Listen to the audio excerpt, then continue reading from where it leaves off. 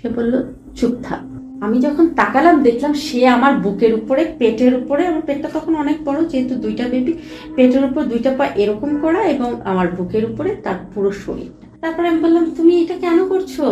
অনেক রিকোয়েস্টের পরে সে গলার ওই রশি ধরে আমার মুখের মধ্যে হাত দিয়ে চেপে ধরে সে আমার পেট থেকে নেমে গেল এবং বললো যে তুই কিন্তু লড়াচড়া করবি না। আমি বললাম, না আমি কিচ্ছু করবো না। তারপরেও আপনার চোখ ভেজা, বুকের উপরে পাথর সমান নিঃশ্বাস, মনে হচ্ছে না ঘুম, বিষণ্ণতায় চোখের নিচে কালি পড়তেছে। What happened? আসলে আমি সরকারের সবচেয়ে উপরস্থ পর্যায়ে জব করার পরেও আমি মনে করবো যে আমি খুব ভালো একটা ফ্যামিলি থেকে উঠে এসেছি এবং সচ্ছল একটা ফ্যামিলি থেকে উঠে এসেছি। দেন এত সচ্ছল এবং এত ভালো একটা পর্যায় থেকেও যে আমার ভেতরে এত বড় একটা কষ্ট, সেটা আসলে আমি যদি না বলতে আসতাম এখানে, তাহলে আমি আসলে বুকের মধ্যে যে বিশাল একটা পাহাড় সমান বয়ে বেড়াচ্ছি, এটা আসলে বয়ে বেড়াতে হতো আজীবন। তো আমার মনে হচ্ছিল যে না, আমাকে আসলে আমার কথাগুলো বলা উচিত। আর কতদিন আমি আসলে এইভাবে বুকের মধ্যে একটা বিশাল বড় পাথর নিয়ে চলাফেরা করব। আমার মনে হয় যে আমি এখানে বললে আমার কথাগুলো আদার্স সবাই যদি শুনে, তখন মনে হবে যে না, আমার একটু হলেও হালকা লাগবে। এর জন্যই আমার আশা। শুরু থেকে বলেন। একদম শুরু থেকে যদি বলতে চাই, তাহলে একদম ছেলেবেলা থেকে শুরু করতে হবে। যেমন আমার জন্ম থেকেই শুরু করতে হবে, যদিও এগুলো আমার মায়ের বলা কথা আমি শুনেছি। শুরু থেকে আমি শুরু করছি। সেটা হচ্ছে, আমার বাবা একজন সরকারি চাকরিজীবী ছিলেন। তো সরকারি চাকরিজীবী থাকার কারণে আমার বাবা গণভবনে ছিলেন। সেটা 90-এর কথা বলছি আমি। তো আমি যখন আমার মায়ের পেটে গর্ভে ছিলাম, তখন বাবার হঠাৎ গণভবন থেকে পোস্টিং হয়ে গেল। পোস্টিং হয়ে কোনো একটা জায়গায় আমার বাবার গভর্নমেন্ট ভাবে পোস্টিং হলো। তো ওখানে যাওয়ার পরে আমার জন্ম হয়। মানে ওই জায়গাটাতেই আমার জন্ম হয়। খুব স্বনামধন্য একটা এরিয়া, স্বনামধন্য একটা জায়গায় আমার জন্ম হলো। তো আমার জন্ম হলো, আমি খুব কালো হয়েছিলাম। যদিও এখনো আমি খুব কালো, কিন্তু আমার জন্ম হয় আমি খুব কালো, কিন্তু আমার মা ছিল খুবই সুন্দরী। আমার বাবা ছিল কালো। মানে আমাকে এখন যা দেখছেন, আমি আমার বাবার একটা ডুপ্লিকেট বলা যায়। তো বাপের মতো হইলে মেয়েরা নাকি অনেক লাকি হয়। আসলে আমার কাছে কথাটা একদমই ভিত্তিহীন। হ্যাঁ, আমার মনে হয় না, হয় না। সবার বেলায় মনে হয় এটা হয় না। হ্যাঁ, আমার বেলায় তো হয়নি। সো বাবা কালো ছিলেন, গায়ের রং আমার মতো ছিলেন। তো আমি জন্ম হওয়ার পরে আমার বাবা খুব হ্যাপি যে আমার মতো একটা সন্তান হয়েছে। আমার বাবারা সচরাচর হ্যাপি হয়। তো তারপরে মা খুব বাবাকে খোঁচাতো যে হ্যাঁ, একটা কালো মেয়ে হয়েছে, কি একটা ঢং মেয়েকে নিয়ে। মা দুষ্টুই করতো, যদিও মাও প্রচন্ড ভালোবাসতো। তো বাবা মাকে বলে, শোনো, আমার মেয়ে নিয়ে আরেকবার যদি বাজে কথা বলো কিংবা আমার মেয়েকে কালো টালো বলো, তাহলে তুমি তোমার বাবার বাড়ি চলে যেও, আমি আমার মেয়ে নিয়ে থাকবো। ফাইন। এরকম করতে করতে আমার ওই এরিয়াটাতে আমার বড় হওয়া বলতে আমার জন্মের পর থেকে 1 মাস 2 মাস এরকম বড় হওয়া। দেন এরকম সময় কাটতে থাকে। হঠাৎ করে আমার যখন 1 বছর বয়স, তখন আমার বাবার লিভার সিরোসিস ধরা পড়ে। হ্যাঁ, তো আমার বাবার লিভার সিরোসিস ধরার পরে আমার মা বাবাকে নিয়ে বাংলাদেশের সর্বোচ্চ যত চিকিৎসা ছিল সব ট্রাই করেন। ট্রাই করার পরে আসলে সৃষ্টিকর্তা হয়তো বা আমার বাবা মারা যায় 35 বছর বয়সে। মাত্র 35 বছর। আর আমার মায়ের বিয়ে হয় মাত্র 9 বছর বয়সে। হ্যাঁ, গ্রামের ছিল তারা। আমার বাবা হঠাৎ করে আমার মাকে দেখে তার পছন্দ হয়ে যায় এবং ওইভাবে যেভাবে বিয়ে করে। হ্যাঁ, বিয়ে হয়ে যায়। তো আমার বাবা মাকে অনেক ভালোবাসতো, মায়ের কাছে শোনা। আর তাহলে লিভার সিরোসিস হয়ে গেল বাবার, এবং আমার 1.5 বছর বয়সে আমার বাবা মারা গেল। শুরু হলো আমার মায়ের যুদ্ধ আমাকে নিয়ে। আমি তো তখন একদমই ছোট্ট একটা বাবু, 1.5 বছর বয়স। আমার মামা ছিলেন, আমার 2 চাচা ছিলেন। তো আমার মজার কথা, আমার বাবা মারা যাওয়ার পরপরই আমার মানে বাবার ইমিডিয়েট ছোট যে চাচা, সেই চাচা শুরু করলো আমি তোমাকে বিয়ে করবো, মানে আমার মাকে বিয়ে করবো। তো আমার মা বললো, আমার মা তাকে তুই করে বলতো। তা আমার মা নাকি বলতো যে তোর মুসলমানই করাইলাম আমি, তো তোকে ধরে তুই এখন আমাকে বিয়ে করবি, এটা কেমন কথা বললি তুই। তো আমার চাচা মাকে খুব জ্বালানো শুরু করে, না আমি তোকে বিয়ে করবো হ্যাঁ তা। তো আম্মা তো আসলে বিয়ে করবে না। তো আমি একটু শর্টলি বলি, এরকম মামারা ফাইন্যান্সিয়াল হেল্প, মানে আমার বাবা মারা যাওয়ার আগে চিকিৎসার জন্য আমাদের যত সব শেষ হয়ে যায় এবং আর এইটুকু বয়স পেয়েছে, মাত্র 35 বছর বয়স। বাসার যে ফার্নিচার ছিল সেগুলো সেল করে আমার বাবা ট্রিটমেন্ট করতে হয়। তো মা তো খুব হতদস্ত, এবং তখন আমরা একটা গভর্নমেন্ট কোয়ার্টারে আছি। হ্যাঁ, তো এরকম অবস্থানে চলতে চলতে হঠাৎ মানে 5 বছর পরে আমার মায়েরও আমার বাবার জায়গায় চাকরিটা হয়, গভর্নমেন্ট জব হয়। আমার মা একটা পাবলিক ইউনিভার্সিটি থেকে মাস্টার্স করেছে।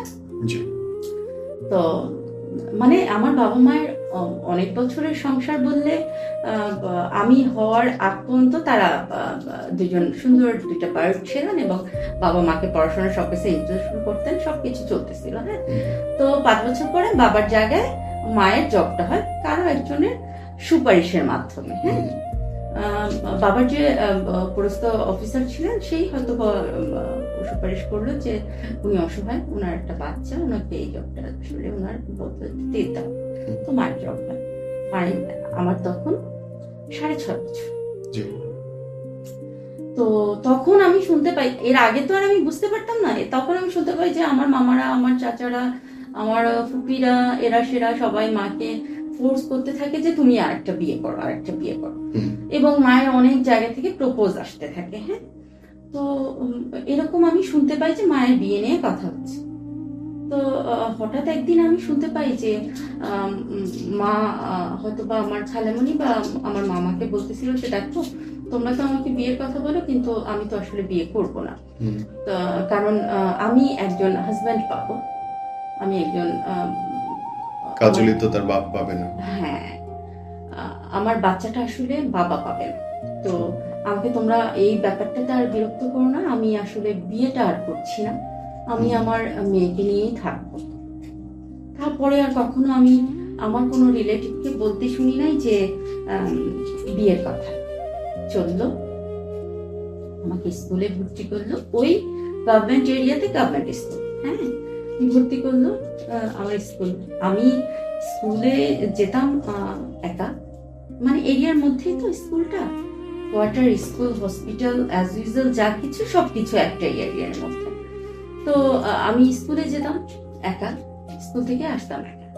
আমি দেখতাম অনেকের মা, অনেকের বাবা স্কুলে নিয়ে যেত, নিয়ে আসতো, কিন্তু মা আমাকে এমন ভাবে লেসন দিচ্ছিল যে বাবু, তুমি এবং আমি হচ্ছে একটা জগৎ।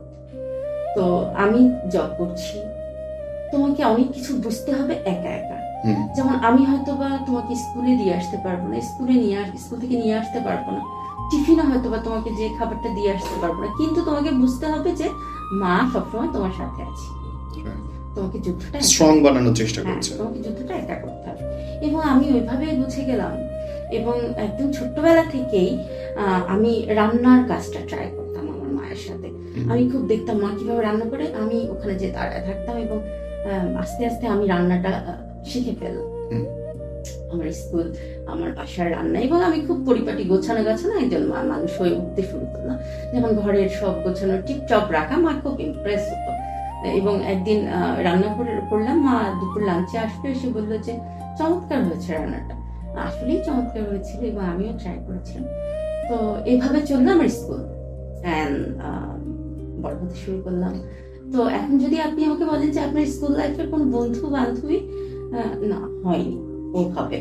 স্কুলে হয়তো বা সহপাঠী হয়েছে, হ্যালো হাই এই পর্যন্ত, পড়াশোনা জানা নেয়া এই পর্যন্তই হচ্ছে সহপাঠী। তো আমার ম্যাট্রিক পরীক্ষা 2005, তো আমার জন্ম হচ্ছে 1991। তো মা আমাকে ওইভাবে বলেনি যে তোমাকে আসলে এই ক্লাস পেতেই হবে, গোল্ডেন এ ক্লাস পেতেই হবে। মা বলেছে ভালো একটা রেজাল্ট করতে হবে।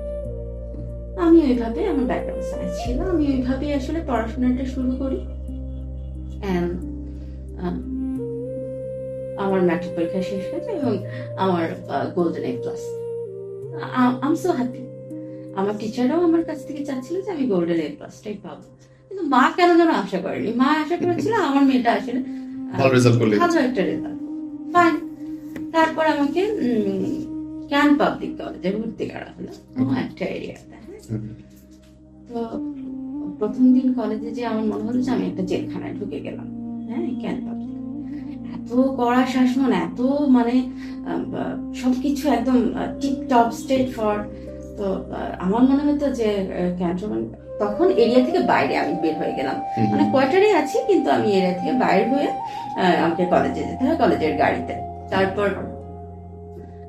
সকাল 7টার দিকে এসে মেইন গেটে দাঁড়ায় থাকতে হয় গাড়ির জন্য, লাফ দিয়ে উঠতে হয়, লাফ দিয়ে নামতে হয়, 8টার মধ্যে ক্লাসরুমে থাকতে হয়, না হয় প্রিন্সিপাল এসে গেটের বাইরে দাঁড় করে রাখবে এবং তার গার্ডিয়ানকে ডাক দিবে যে আপনার মেয়ে 1 মিনিট কি 2 মিনিট দেরি করেছে, এসে নিয়ে যান। হ্যাঁ, এবং আমার সাথে একটা ঘটনাও ঘটেছে। একদিন 1 মিনিট লেট হয়েছে, আমাকে বাইরে দাঁড় করে রেখেছে। ফাইন। তো এরকম করতে করতে আমার কলেজটাও শেষ হয়ে যাচ্ছে, কিন্তু হ্যাঁ এর মধ্যেও আমার কোনো বন্ধু হলো না। আচ্ছা, কেন হলো না? কারণ আমার মতো আমার সবচেয়ে ভালো বন্ধু হচ্ছে আমার মা। এই মা ছাড়া কোনো বন্ধু অসম্ভব, ভাবতেই পারতাম না। আমাকে যদি ফ্রেন্ডরা বলতো আচ্ছা কাজলি তুমি তো খুব ভালো গান করো, আসো আমাদের সাথে তোমার গান শুনবো এসে, আমি ভাবতাম না আমার শ্রোতা শুধু আমার মা, অন্য কাউকে আমি শোনাবো না, এরকম একটা চিন্তা ভাবনা। পুরো জগৎটা আমার মায়ের কেন্দ্রিক হয়ে গেল। তো আমার ইন্টার কমপ্লিট হয়ে গেল। এর মধ্যে ইন্টারে গিয়ে তো প্রেম হয় মানুষের, প্রেম না, আমার আসলে এত দুর্ভাগ্য, আমার জন্য আসলে প্রেম আসলো না। মানে প্রপোজ আসে না, এটা কিন্তু মিথ্যা কথা, প্রপোজ কিন্তু এসেছে, কিন্তু আমার মধ্যে মনে হতো কি প্রেম এটা আবার কি জিনিস, এই সময় নষ্ট হবে, পড়াশোনা করবো, মায়ের সাথে গল্প করবো, এইগুলো করলেই হয়তো বা সময় চলে যাবে। এমন করতে করতে আমার ইন্টার কমপ্লিট হয়ে গেল এবং ইন্টারে আমি গোল্ডেন এ প্লাস পেলাম, আলহামদুলিল্লাহ। এখন ইউনিভার্সিটি ভর্তি হওয়ার জন্য ফর্ম, পড়াশোনা খুব, মানে আমার মনে হচ্ছিল আমি এবার বাসা থেকে যেতে পারবো কোথাও। ইউনিভার্সিটি ভর্তি হওয়া মানে হলে থাকবো, বিন্দাস জীবনযাপন, হ্যাঁ এরকম আমার তখন ফিল হচ্ছিল। তো ঢাকা ইউনিভার্সিটি আমি বাংলায় চান্স পেলাম। হ্যাঁ, তো মা বললো যে ঠিক আছে আর একটা ইউনিভার্সিটি ট্রাই করো। আমি কেন আম্মু, আমি তো বাংলায় চান্স পেয়েছি, তোমার কি বাংলা পছন্দ? বললো না অবশ্যই আমার পছন্দ, কিন্তু তুমি আর একটা ট্রাই করো। তো তখন আমি যাই না ইউনিভার্সিটিতে, ইংলিশের একটা ফর্ম কিনা মায়ের সাথে একটু তখন কি বলে বাটপাড়ি করলো। বুঝলাম মা দেখো আমি এটাতেই চান্স পাবো, কোনো টেনশন নেই, কিন্তু আমার কিন্তু চিন্তা ভাবনা ছিল না যে আমি চান্স পাবো। তো ফর্ম কেনা হলো এবং হ্যাঁ আমি চান্স পেলাম। এখন মা বলতেছে তুমি এখানেই ভর্তি হও যেখানে আমি চান্স পেলাম। তো আমি বললাম কেন ঢাকা ইউনিভার্সিটি না? কেন? বলে ঢাকা ইউনিভার্সিটি আসলে তোমাকে হলে থাকতে হবে, তুমি বাসার থেকে যাবে, মার কাছ থেকে দূরত্ব হয়ে যাবে, কষ্ট হয়ে যাবে, তুমি এখানেই ভর্তি হও, এখান থেকে তুমি বাসা থেকে যেতে পারবে। আসলে ইট ওয়াজ গুড। তখন আমি ভাবলাম যে আমার আশা ভরসা সব ভেস্তে চলে গেছে, আমাকে হলে থাকা হবে না। তো মাকে আমি ভর্তি হলাম ফার্স্ট ইয়ার, মানে প্রথম ক্লাস, প্রথম র্যাক ডে আমার, মানে আমাকে র্যাক দিল বড় আপুরা। তো বড় আপুরা আমাকে ডাকলো, এই শোনো। আমি বললাম যে হ্যাঁ আপু বলেন। বললো যে দেখো ক্যাম্পাসে ওই যে মানে স্মৃতিসৌধের ওই জায়গাটায় একটা ভাইয়া বসে আছে তোমার সিনিয়র, ওনাকে যে আই লাভ ইউ বলে আসবে। আমি তো আকাশ থেকে বললাম কি ব্যাপার, আমি কিভাবে বলবো আই লাভ ইউ, আমি তাকে চিনি না জানি না।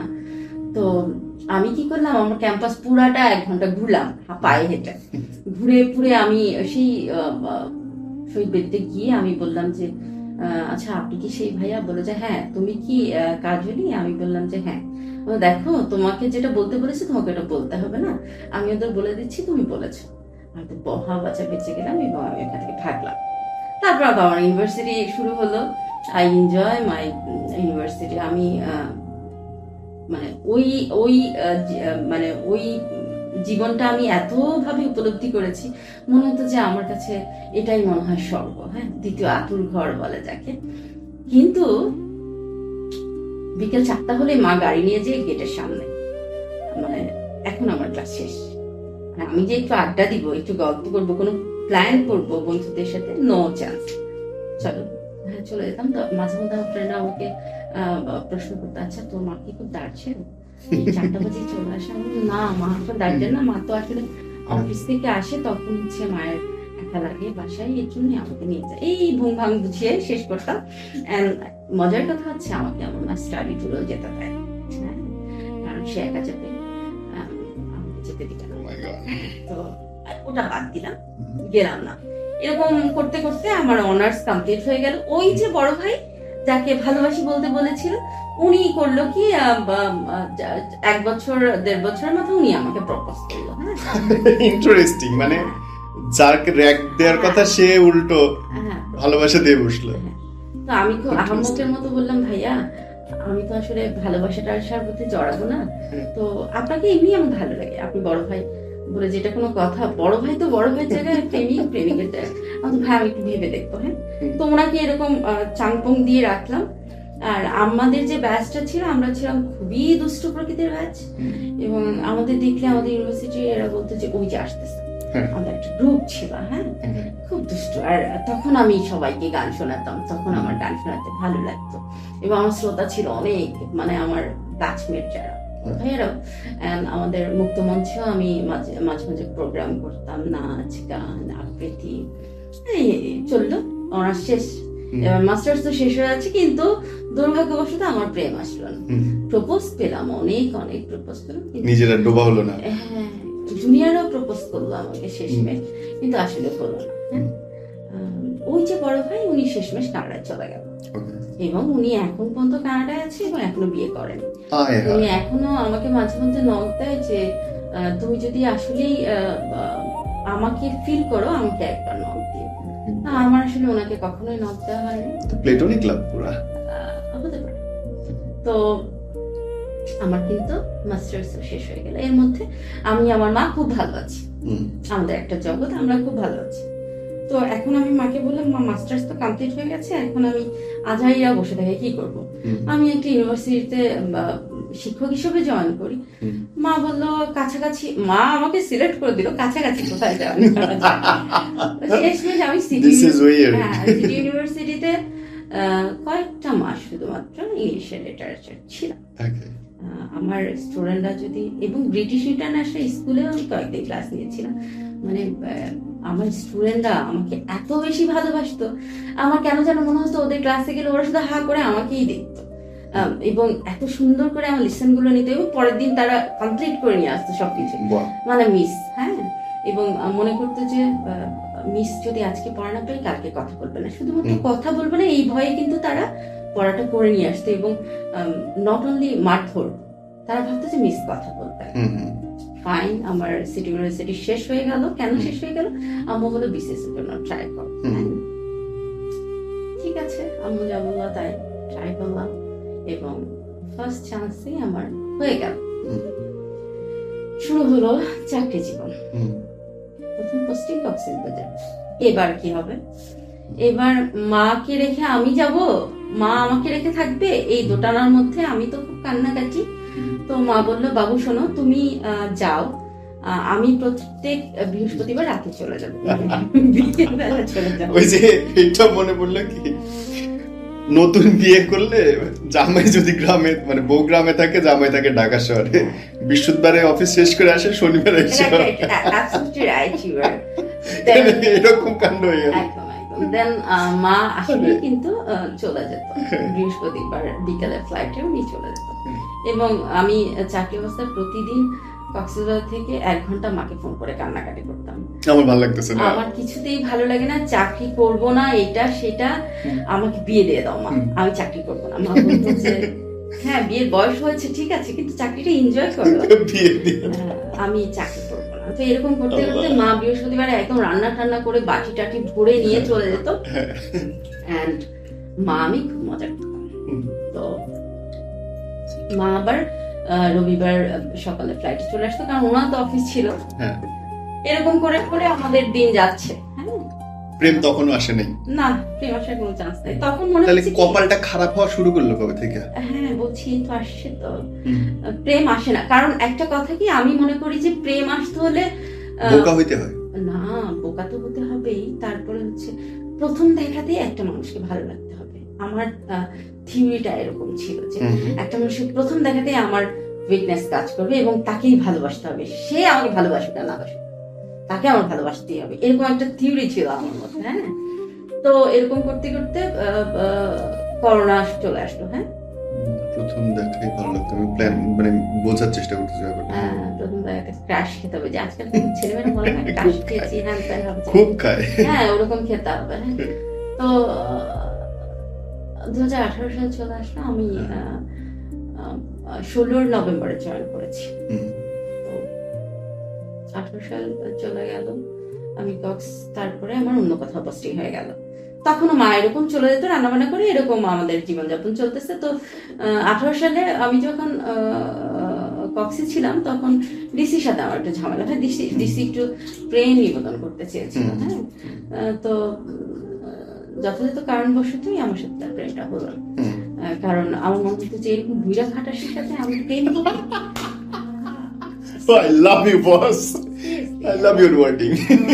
এটা মনে হতো যে আসলে বুইড়া খাটাসের জন্য তো আমি আমার নিজেকে রেডি করে যাচ্ছি, এরকম মনে হতো। তো মাঝে মধ্যে আমি ওনাকে বলতাম, যদি খুব কাছাকাছি দাঁড়ানো হতো কোনো একটা সেমিনার প্রোগ্রাম, মাঝে মধ্যে আমি তাকে বলতাম যে আপনি নিজের চেহারাটা একটু নিজে আয়নায় দেখবেন এবং মনে মনে কল্পনা করবেন পাশে হচ্ছে আমি, তাহলে বুঝে যাবেন যে আপনি কতটুকু ড্যাশ। তো উনি নীরব থাকতেন। আমার মনে হয় বুড়া খাটাসটা একটু বেশি উইক ছিল আমার, তো হোয়াটএভার বাদ দিলাম। তো যেখানে আমি পোস্টিং হয়েছে, এরকম উপরস্থ কর্মকর্তারা আমাকে প্রেম নিবেদন করতে চেয়েছে। তখন আমার শুধুই মনে হচ্ছে যে এইরকম বুড়া ঠিক নো। আচ্ছা যাই হোক, আমি সারা জীবন শুনছি যে মানুষ ধরেন একটা লেভেলের উপরে উঠে গেলে ছেলেদের, পুরুষদের তখন খুব কোচি পছন্দ হয়, এবং তখন খুব জুনিয়র মেয়েদের প্রতি খুব আকৃষ্ট হয় এবং তাদের নানান ভাবে প্যারা দেয়। হ্যাঁ বিশেষ করে আমি আপনাকে একটা ইংরেজিতে কথা বলবো, সেটা হচ্ছে যে ইয়াং মেয়েগুলো যখন এই বুড়া খাটাস, যাদের অনেক অর্থ টাকা পয়সা আছে এবং ঘরে বউ সন্তান আছে, এই বুড়া খাটাস গুলো প্রথমত তাদের অ্যাটাক করে ফিনান্সিয়াল দিক দিয়ে। যেমন ধরেন যে একটা ইয়াং মেয়ে, তার ফ্যামিলি থেকে ওভাবে হিউজ তার পকেট মানি দিচ্ছে না, এটা সেটাতে দেখতে শুনতে সুন্দর, ওই বুড়াটা তাকেই টার্গেট করে এবং প্রথমত এখানে নিয়ে যায় ঘুরতে, ওখানে নিয়ে যায় শপিং করা, এটি উইক হয়ে গেল। কিন্তু মেয়েটা তখন কিন্তু মেয়েটা একদম ধরেন যে ওইভাবে ম্যাচিউরড হয় না, কিন্তু সে কিন্তু টাকা চিনে গেল। উইক হওয়ার একটা কারণ আমি মেয়েদের কথাটা বললাম। আসলে সবাইও একরকম না, সবাই নিজের বোঝটা বুঝে, অনেকের কথা বললাম। তো করোনা চলে আসলো, খুব সুন্দর করে আমাকে করোনা ধরে ফেললো। এবং তখন আমার এরিয়া থেকে, মানে আমার মায়ের এরিয়া থেকে আমার খুব কাছাকাছি এক জায়গায় পোস্টিং আছে। হ্যাঁ তো আমাকে করোনা ধরে ফেললো, আমার 67% লাঞ্চ হচ্ছে ধরে গেল। হ্যাঁ এবং আমাকে চিনমন্ত্রীতে ভর্তি করলো ঢাকা। আমার অবস্থা খুবই খারাপ। তো মা তো তখন কোয়ার্টারে, তখন মা বললো যে আমি আসবো। আমি বললাম মা, তোমার তো ডায়াবেটিক্স, তোমার রক্তে কোলেস্টেরল, তোমার হার্টের প্রবলেম আছে, খবরদার তুমি এসো না, তোমার কিছু হয়ে যাবে। বললো যে আমার সন্তান মারা যাবে আর আমি বসে থাকবো, ইটস নট পসিবল, আমি আসবো। আমার আত্মীয় স্বজন আমাকে বলেছে আপনি জানেন না, তোমাকে বলেছে যে আপনার প্রবলেম হবে। আমি বলছি না, আমি তো যাবোই। তো আমি একটা রাত যখন ওয়ার্ডে ছিলাম চিনমন্ত্রীতে, কি বিভৎস অবস্থা আপনি কল্পনা করতে পারবেন না। আমাকে একটা ওয়ার্ডে রেখেছে এবং ওয়ার্ডের সামনের দিকেই একটা থাই গ্লাস করা বারান্দা আছে, মানে ওখানে 50-60টা লাশ পড়ে আছে। হ্যাঁ এবং ওই ওয়ার্ডটার মধ্যে আমি একা, মানে আমার মনে হচ্ছিল যে একটু পরে লাশগুলো উঠে এসে আমাকে ধরবে। সিরিয়াসলি আমি শুধুমাত্র, আমাকে একটা ফোন দিয়েছিল ওই ওয়ার্ডের মধ্যে আর কিছু পানি, আর বলেছিল যে আপনার যদি কাউকে দরকার হয় আপনি জাস্ট একটা ফোন করবেন। ওই অবস্থাতে আমি ছিলাম এবং আমার ড্রাইভার, চারদিকে লাশ, হ্যাঁ লাশ, মাঝখানে আপনি একা। মানে কি যে বিভৎস একটা ব্যাপার।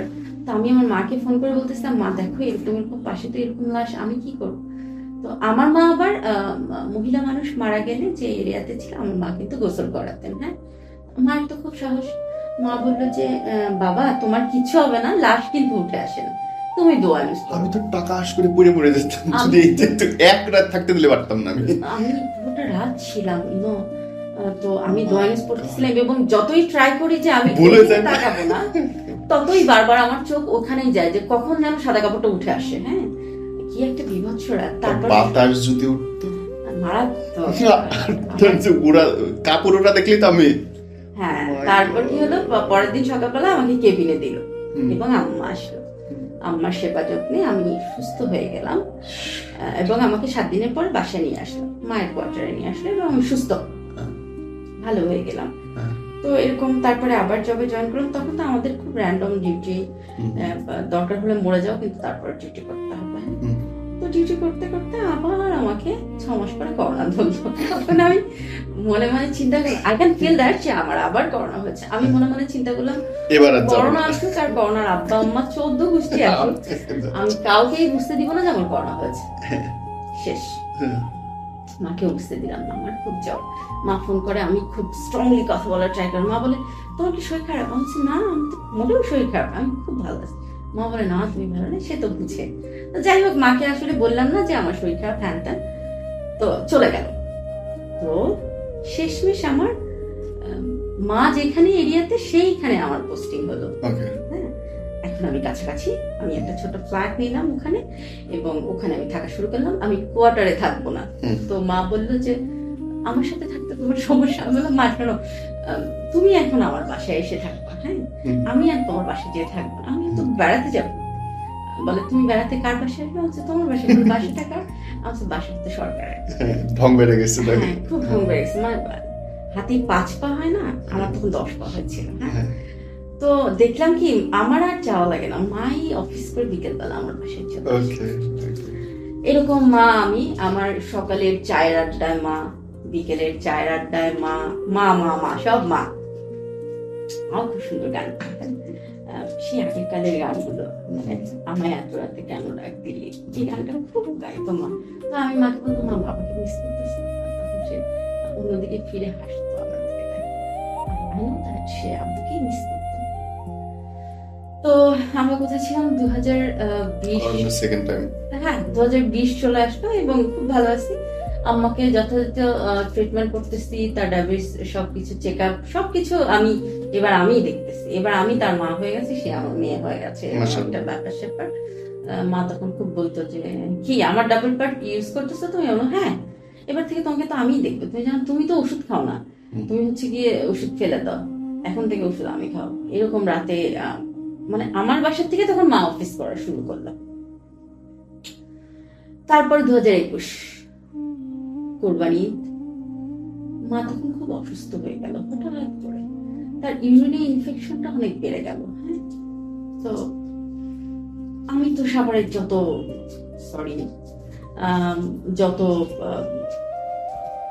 ডক্টর, হসপিটাল, যত ডায়াগনস্টিক যত কিছু আছে সব হাই লেভেলের সবকিছু দেখাচ্ছি। কেন? তো ডক্টর আমাকে বললো যে ডায়াবেটিসটা আপনার আম্মার 6, 7, 8 এরকম সবসময় কন্ট্রোলে থাকে, হঠাৎ করে আপনার আম্মার 22-23 হয়ে যাচ্ছে এবং আপ ডাউন করতেছে। ইভেন আম্মা ডক্টরদের এতই অপছন্দ করতো, তার তো বাড়ি হসপিটালে মনে করেন প্রত্যেক মান্থলি চেক আপের জন্য যাওয়া দরকার, সে করতো কি 1 বছর পরে যেত। মানে আমি দূরে চলে গেলাম, সে এখন খুব সুযোগ পেয়ে গেছে 1 বছর পর। আমি যদি জিজ্ঞেস করতাম জিজ্ঞেস করতাম যে কেন যাচ্ছ না, সে বলতো গেলেই তো এতগুলো ব্লাড নেয়, গেলেই তো আমাকে ফুটা করে, এতগুলো রক্ত কি করে ওরা, হ্যাঁ ওরা কি খায় এগুলো, মানে এত বিরক্ত ছিল তার এইগুলোর প্রতি। তো হঠাৎ করে এখন ডায়াবেটিস বেড়ে গেল। তো আমি ডক্টরের সাথে আলাপ করলাম যে হঠাৎ যখন এত বেড়ে গেছে তখন আপনি ইনসুলিন ইউজ করতে হবে, ইনসুলিন না দিলে আসলে ভালো হবে না, ডায়াবেটিসটা কন্ট্রোলে আসবে। তো কোরবানি ঈদ আমার এমন শুরু হয়ে গেল, আমার হাত পা শুধু কাঁপতো এবং আমি দেখলাম যে আমার ইউরিনটা একা একাই পড়ে যাচ্ছে। হ্যাঁ, সে কন্ট্রোল রাখতে পারছে না, যে ইউরিনের জন্য যে ওয়াশরুমে যেতে হবে ওই কন্ট্রোলিংটা তার আসছে। তো আমি বলতাম যে মা তুমি তো এখন খুব অসুস্থ, তুমি অফিস যাওয়ার দরকার নেই, ছুটি নিয়ে নাও, আমার বাসায় তুমি কন্টিনিউ করো। তো আমার কাজের খালা ছিল, আমার ড্রাইভার ছিল। এর মধ্যে ইউটার্নটা কোথায় আসলো লাইফের? আমার যেহেতু ভাই বোন নাই, হ্যাঁ আমি তো একাই, তো আমার খুব কাছের মানুষ বলবো যে আমার হচ্ছে গিয়ে কাজের খালা, ওর নামটা না নিলেই না, তারপর আমি নিতে চাচ্ছি না কারণ আর আমার ড্রাইভার, হ্যাঁ এরাই হচ্ছে গিয়ে আমার ফ্যামিলি বলা চলে। তো এরকম করতে করতে হঠাৎ 2000 কোরবানি শেষ হয়ে গেল। মা হচ্ছে ভাগে কোরবানি দিত আর আমি একাই একটা কোরবানি দিতাম। তো মা আমাকে ফোন করে বললো যে বাবু গরুর ভুঁড়ি কিন্তু তুমি কাউকে দিবা না। আমি বলছি কি বললা তুমি? হ্যাঁ গরুর ভুঁড়িটা তুমি ড্রাইভারকে পাঠিয়ে দিবা। আমি বলছি পাঠিয়ে দিলে তুমি কি করবো? আমি একা সারাদিন বসে পড়বো এটা নিয়ে। হ্যাঁ। তো দুপুর ঈদের দিন দুপুর গড়িয়ে যাচ্ছে, আমি একা ঈদ করতেছি, উনি এখানে একা ঈদ করতেছে। কেন? উনি ওই যে ওনার গরুর ভুঁড়িটা নিবে এবং আমার গরুর ভুঁড়ি। কারণ হচ্ছে যে আমি আবার ভুঁড়ি খুব পছন্দ করি। কারণটা হচ্ছে তো আমি ড্রাইভারকে দিয়ে পাঠিয়ে দিলাম। এরকম সারাদিন খোঁজ খবর নিচ্ছে। আমি একটু ব্যস্ততা মাংস যেতে পারলাম না। আমি ভাবছি যে আমি সকালে যাবো পরের দিন। তো আম্মা আমাকে রাতে 9টার দিকে ফোন করে বলতেছে যে বাবু আমি তো আর পারতেছি না, আমি তো বাথরুমে বসে আছি ভুঁড়ি টুড়ি নিয়ে, এখন আমি কি করবো? আমি বললাম যে এখন তুমি কি করবো? এখন তুমি বুয়াকে বলো এগুলো সব ফেলে দিতে পারবে না প্লিজ, তুই একটু তো ড্রাইভারকে পাঠানো। যে ড্রাইভারকে কেন? বলে ও এসে আমার সাথে ভুঁড়ি ক্লিন করবে।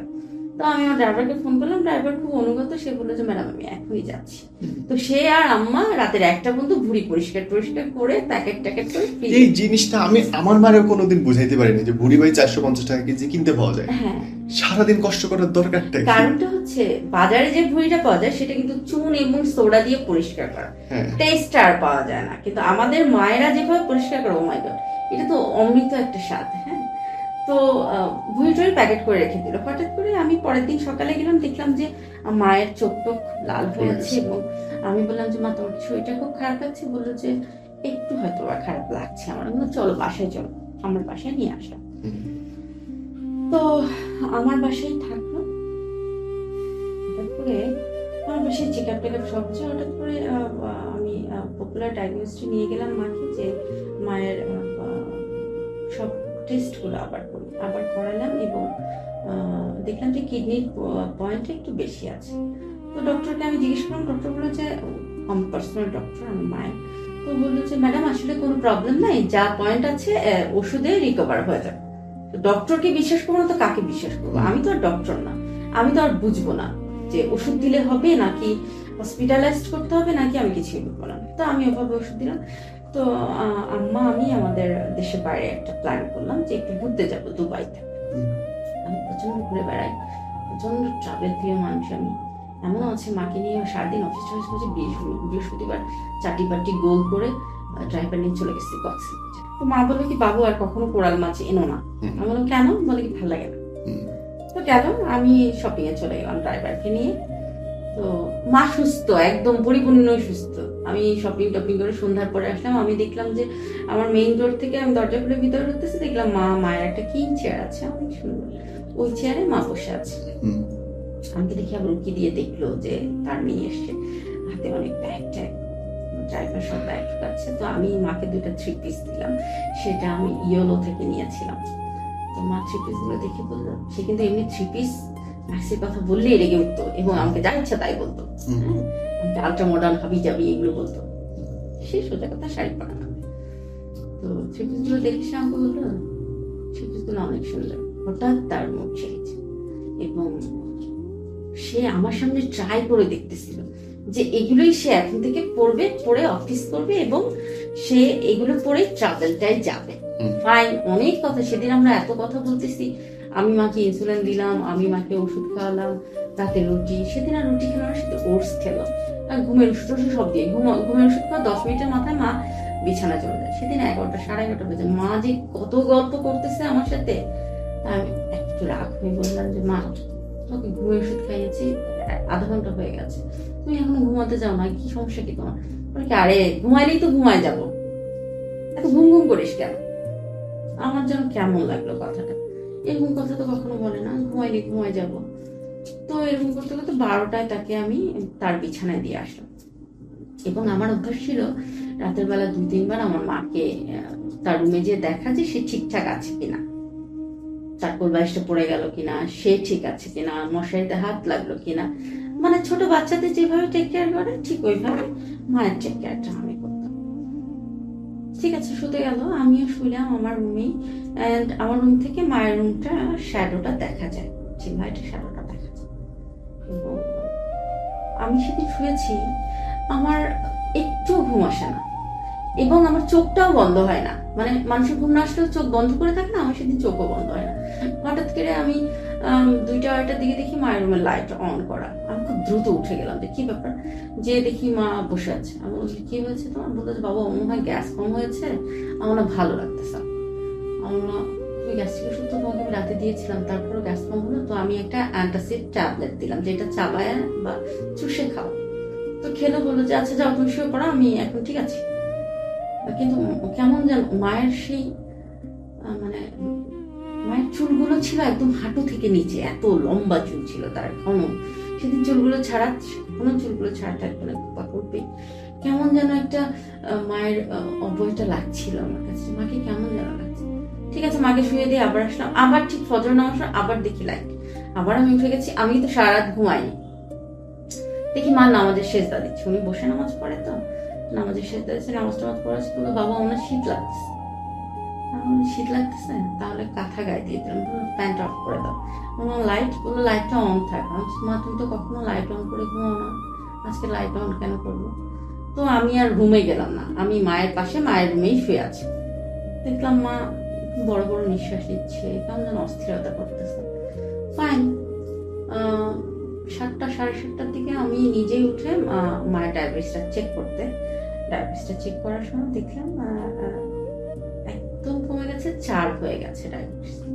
আমি ধুমধাম উঠে তাড়াতাড়ি মায়ের একটা বড় মগ ছিল, মগের মধ্যে 1 মগ চিনি পানি গুলিয়ে নিয়ে আসলাম। মায়েরটা এক ঠুকেই কেমন যেন খেয়ে ফেললো মা।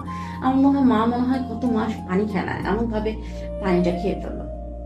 তো তারপর আমি জাস্ট ওয়েট মাই হেল্পিং হ্যান্ড, আমি ওয়েট করতেছি যে সে আসলেই নাস্তাটা বানিয়ে দিবে এবং মাকে তাড়াতাড়ি খাওয়াবো। কিন্তু না, আমার মনে হলো যে উনি আসতে দেখো, ঠিক আছে আমি তাড়াতাড়ি ফ্রিজে যেহেতু ফ্রোজেন রুটি ছিল ভেজে টেজে আমি একটু ডিম পোস্ট করে দিলাম, এর মধ্যে খালা চলে আসছে। তো ডিম পোস্ট করে দিলাম, মাকে বললাম মা তুমি নাস্তাটা খাও। সেদিন আমি ডায়াবেটিসের ওষুধটা আর দিলাম না, কারণ ডায়াবেটিস তো একদমই নাই। বুকের মধ্যেটা ছটফট করতে শুরু করলো। মাকে দিলাম, মা এত সোভার করে ভাত এবং নাস্তা খেত। সেদিন মা জাস্ট রুটি এইভাবে ছিটতেছে, ওইভাবে মুখে দিচ্ছে, গপ গপ করে খেয়ে নিচ্ছে। মা কিন্তু ওইভাবে কখনোই খায় না। এবং আমাকে বললো দে ওষুধ দে। যে ওষুধ, ডায়াবেটিস ওষুধ ছাড়া অন্য সব ওষুধ মাকে দিলাম। মা ওই ওষুধটাও গুপ করে খেয়ে ফেলার অস্বাভাবিক আচরণ। হ্যাঁ একদম অস্বাভাবিক। খেয়ে ফেলার 10 মিনিটের মাথায় মা কেমন যেন বমি করলো, এবং বমি যে করলো তার কিন্তু কোনো খাবার টাবার বের হয়নি, জাস্ট এই ওষুধগুলো বের হয়ে গেল। এইভাবে শনিবার সকাল থেকে শুরু হলো আমার যাত্রা। তো যত সময় যাচ্ছে তত মায়ের শ্বাসকষ্ট হচ্ছে, এটা হচ্ছে। কিন্তু একটা ব্যাপার যেটা, আমার মা একটু ও করলে আমি হসপিটালে দৌড় দিই। সেদিন আমি আর হসপিটালের নামগন্ধ কিছুই নিচ্ছি না, ডক্টরকে ফোন দিয়েছি, ডক্টর মায়ের তো এরকম এরকম। এবং কয়েকবার উনি বিছানায়, ওনার ইউরিনটা হয়ে গেছে কয়েকবার, এবং আমি সেগুলো মুছতেছি। একবার নিজেই ওয়াশরুমে যেতে নিয়েছি, ফ্লোরেই পড়ে গেল, তো আমিও সেটা মুছতেছি। মা বলতেছে যে আচ্ছা তুই যে আমার এই যে এগুলো মুছতেছিস তোর ঘৃণা লাগে না? আমি আবার মুচকে হাসলাম। কি বলো মা তুমি, এটা ঘৃণা লাগবে মানে? এটা কেমন কথা? বিছানায় কয়েকবার করে দিলে, আমি জাস্ট মায়ের পেটিকোট চেঞ্জ করতেছি। শেষমেশ আমি না পেরে মাকে একটা ডায়পার পরাই দিচ্ছি, যে কতক্ষণ আমি কি করব। এদিকে আমার আমার মা খুব মোটাসোটা মানুষ ছিলেন, খুব চওড়া একটা সিনা ছিল তার, আমি পারছি না একা একা। শেষমেশ আমি একটা ডায়পার পরাই দিলাম।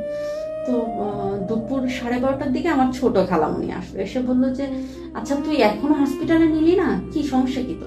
তখন আপনার মনে, তখন আমার মাথার মধ্যে নাড়াচাড়া দিয়ে, আসলে তো আমি কেন হসপিটালে নিচ্ছি না? মাকে বললাম মা তাড়াতাড়ি উঠো। বুয়াকে বললাম যে তাড়াতাড়ি উঠাই দেন আম্মুকে, আমি হসপিটালে নিয়ে যাবো, আমার ড্রাইভার নাই এখন, আমাকে নিজেই ড্রাইভ করতে হবে। তো মা উঠলো ঠিকই, উঠে আবার বেডরুম থেকে বের হয়ে আমার সামনে একটা লিভিং রুম আছে, ওখানে যে সে সোফার মধ্যে বসে পড়লো। সে বলতেছে আমি তো যাবো না। মা তুমি যাবো না? আমি বলি না আমি যাবো না। মা চলো একটু চেক আপ করে আসি। হ্যাঁ, তো তার আগে যখন বিছানায় মা শুয়েছিল, আমি তখন তার মুখের কাছে কান নিয়ে দেখতেছিলাম যে সে স্পষ্ট তোবা করতেছে, কালেমা পড়তেছে, দোয়া ইউজ করতেছে, সব স্পষ্ট শোনা যাচ্ছে। হ্যাঁ, তারপর জোর করে তাকে লিফট দোতলা থেকে নিচে নামালাম, লিফটে নামালাম। সেই লিফটের হ্যান্ডেলটা জাস্ট ধরে আছে এবং আমার দিকে এভাবে আর চোখে তাকাচ্ছে। মানে আমার খুব রাগ যে কেন তুমি আমাকে হসপিটালে নিচ্ছ। এবার নিয়ে গেলাম, তো ড্রাইভার নাই, মাকে পেছনে বসালাম, খালামণিকে পেছনে, আমি ড্রাইভ করছি। আমি যে ওই চিপা রাস্তাটা দিয়ে উড়াধুরা ড্রাইভ করতেছি, কিভাবে করতেছি আমি আসলে জানি না। আমার কথা হচ্ছে আমাকে হসপিটাল পর্যন্ত যেতে হবে।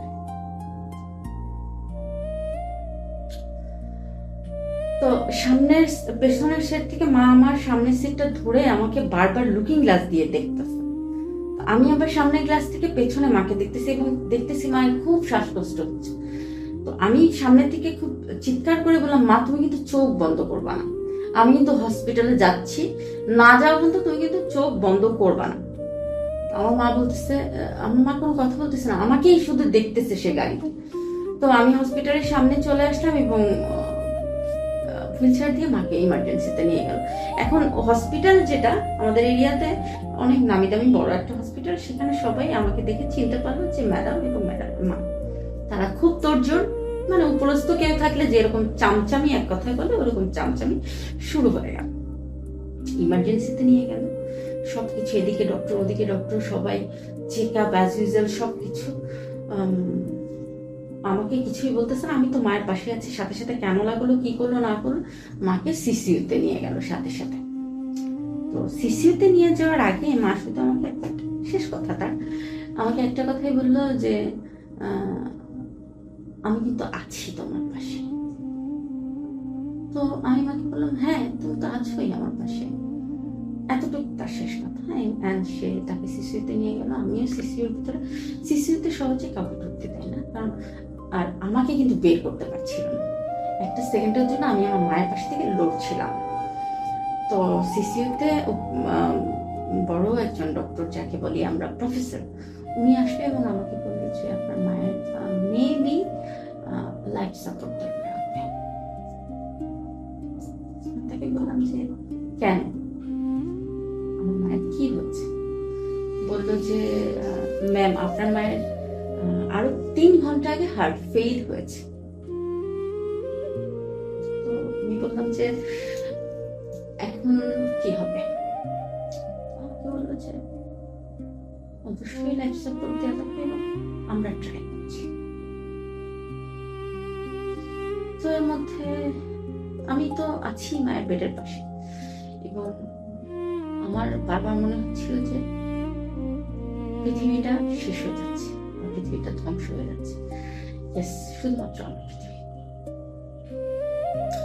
দুপুর 2টায় মাকে সিসিইউতে নিলাম, এরকম তার ডক্টররা আপ্রাণ ট্রাই করতেছে। এবং একটা কথা না বললেই না, সেটা হচ্ছে আমার ফ্রেন্ড ওই হসপিটালের ডক্টর, এবং আমি বারবারই ওই হসপিটালের মেঝেতে সেন্সাস হয়ে যাচ্ছিলাম। ওরা বলেছে, ওরা আমাকে টেনে তুলছে বা সেন্স আসতেছে। আবার আমি মায়ের কাছে, এবং আমি দেখতেছি মা ডান পাশ হয়ে, তখন অলরেডি এটাকে কি অক্সিজেন বলে, মাক্স অক্সিজেন না, এটাকে ইলেকট্রোলাইজ কোনো একটা অক্সিজেন বলে, যেটা মেশিনের মাধ্যমে অক্সিজেনটা আসতেছে। মা খুব ট্রাই করতেছে ওটা দিয়েই তার নিঃশ্বাসটা নেওয়ার জন্য ভেতরে, কিন্তু আসলে মা খুব ব্যর্থ হয়ে যাচ্ছে, তখন পারছে না, কষ্ট হচ্ছে মায়ের। তো এরকম বিকাল আমার আত্মীয় স্বজন এই সেই আসতেছে, তারা বারবার সিসিইউতে যে আমার মায়ের পা ধরে ডাকতেছে, হাত ধরে ডাকতেছে। আমার মা কারোর দিকে তাকায় না, সে চোখ বন্ধ করেছে তো করেছে, কারোর দিকে তাকায় না, সে ট্রাই করছে তার অক্সিজেনটা ভেতরে নেওয়ার জন্য। তো বিকেল সন্ধ্যা 6টা 6:30টার দিকে আমি নিজেই ডাকতেছি মা মা মা, 3বার করে জোরে জোরে চিৎকার করে ডাকতেছি। ওখানে জোরে চিৎকার করার কোনো পসিবিলিটি নাই। আমি চিৎকার করে ডাকতেছি যে মা মা মা, 3বারই ডান পাশ থেকে ফিরে বাম পাশে, আমি বাম পাশে আমার দিকে বলতেছে হ্যাঁ হ্যাঁ হ্যাঁ। ওই শেষ।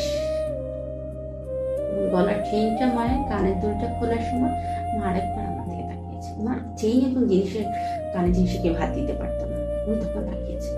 আমরা মা তো চেইন খুলে দিচ্ছি, আবার চোখ বন্ধ। রাত 9টায় হচ্ছে তাকে লাইফ সাপোর্টে নিয়ে যাবে, বনশি দিতে হবে আমাকে। আমি তো বনশি দিব না, আমি বলছি না, আমার মাকে কোনো লাইফ সাপোর্ট টাপোর্ট কিছু দিতে দিব না।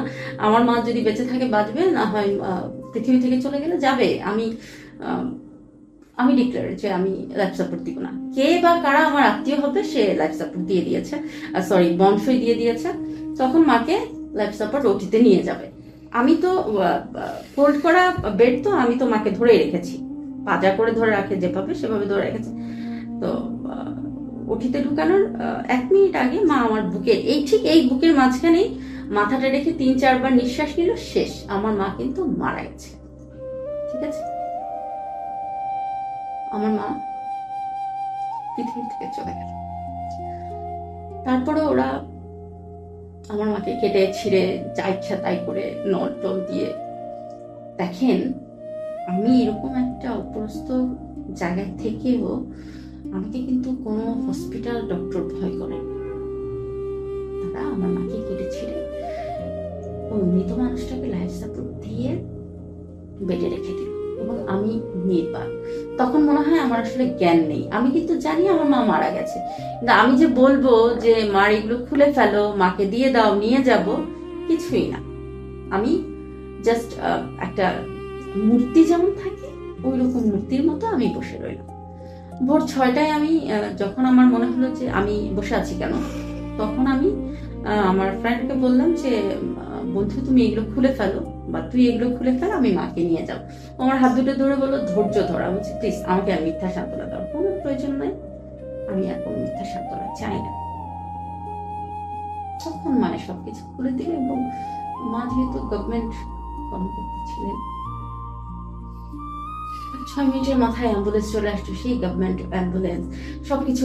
আমার মা কখনো আমাকে ছাড়া কোনো গাড়িতে উঠতেন না, গাড়িতে উঠলে সে আমার হাতটা ধরে রাখতেন। সেদিন আমার মা ওই অ্যাম্বুলেন্সে একাই চলে গেছে এবং আমি পেছনে বলতে আমি পেছনের গাড়িতে, আমার গাড়িতে, এন্ড আমার মা হচ্ছে কি অ্যাম্বুলেন্সে সামনে। তো আমি গাড়ির পেছন দিক দিয়ে মানে জানলা দিক দিয়ে চিৎকার করে বলতেছিলাম, আজকে আমাকে রেখে একা কেন যাচ্ছ? আমাকে ছাড়া তো তুমি গাড়িতে উঠো না, তাইলে আমাকে রেখে এত দ্রুত চলে যাচ্ছ কিভাবে? মা চলে গেল আমাকে রেখে, মায়ের গোসল হয়ে গেল, দাফন হয়ে গেল। আন্টিরা আমাকে বলেছিল যে একটু পানি তোমার মায়ের গায়ে ঢালো। আমি মায়ের নিস্তেজ দেহটা একটু পানি ঢালতে গিয়ে আমি আবার পড়ে গেছি। আমি আসলে শেষ গোসলের পানিটা আমার মাকে দিতে পারি নাই। এন্ড আমার বাবার যেখানে মাটি হয়েছিল সেখানে আমার মাকে মাটি দেওয়া হবে। আমি উদ্দেশ্য আমার গ্রামের বাড়ি, এবং আমি যখন ফেরিতে উঠবো তখন আমি সবাইকে রিকোয়েস্ট করলাম, প্লিজ কাইন্ডলি আমাকে গাড়ি থেকে নামিয়ে আমার মায়ের অ্যাম্বুলেন্স আমাকে যেতে দেন, আমি একটু অ্যাম্বুলেন্সের কফিটা সামনে চেয়ে বসবো, প্লিজ আমাকে একটু যেতে দেন। কেউ যেতে দিচ্ছিল না। আমি খুব জোর করে অ্যাম্বুলেন্সের ভেতরে উঠে আমি আমার মায়ের কফিনের তার কাটাগুলো সব, কফিনের ঢাকনা ছিটকে তার কাটা খুলে আমি ওই সাদা কাপড়ের মোড়ানো আমার নিস্তেজ আমার মাকে বলছিলাম যে আমাকে কার কাছে রেখে যাচ্ছ, আমি কার কাছে থাকবো, আর আমাকে ছেড়েই বা কেন যাচ্ছে? এমন তো কথা ছিল না। আমার মা আসলে কিছুই বলতেছে না তখন। আমার মা শুধু অপেক্ষা তার স্বামীর কাছে যে একই কবরে সে শুয়ে থাকবে। আমি আমার মায়ের পুরো কফিনের ঢাকনাটা খুলে ফেলেছি এবং আমাকে আর অ্যাম্বুলেন্স থেকে কেউ নামাতে পারেনি। পুরোটা অ্যাম্বুলেন্স বলেছি আমাকে কার কাছে রেখে যাচ্ছে, আমি কার কাছে থাকবো, আমার তো কেউ নাই, আমি তো একদম একা। 12:30 আমি আমার গ্রামের বাড়ি পৌঁছে, আমার দাদা বাড়ি, এবং হাজার হাজার মানুষ সেই 12টায় ওই বাড়ির প্রথম বউ, বড় বউ। আমার মায়ের শেষ মুখটা আমাকে একবার দেখানো হলো। আমার মাকে মাটিতে রাখা হবে কবরে। আমাকে বললো, সবাই বললো বাবু একটু মাটি দাও। আমি ওই কবরে নেমে গেছি। আমি নেমে বলেছি আমাকে আগে রাখেন, তারপর আমার মাকে রাখেন, প্লিজ আমাকে উপরে উঠাবেন না, কারণ আমি তো এই মানুষটা ছাড়া বাঁচবো না। আমি তো, আমার পক্ষে সম্ভব না মানুষটা ছাড়া বাঁচা। আমি কিভাবে বাঁচবো? আমার তো কেউ নাই। কে কে আমাকে টেনে উঠেছে আমি জানি না। তারপর মায়ের দাফন হয়ে গেল, আমাকে নিয়ে আসা হলো, এবং তখন আমরা শুরু হলো একা ছিল।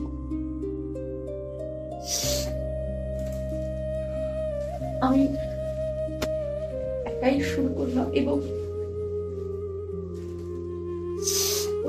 এটা আমার সবচেয়ে খারাপ সময় চলতে শুরু করে। আমি কারোর সাথে কথা বলতাম না, আমি অফিস যেতাম না, আমি খাওয়া দাওয়া করতাম না, আমি আমার মায়ের রুমটাতে ঢুকতে পারতাম না। আমি শুধু চিৎকার করে কান্না করতাম যে আমার মা আসলে কোথায়, ওই মায়া ভরা মুখটা আমি কেন দেখতে পাই না।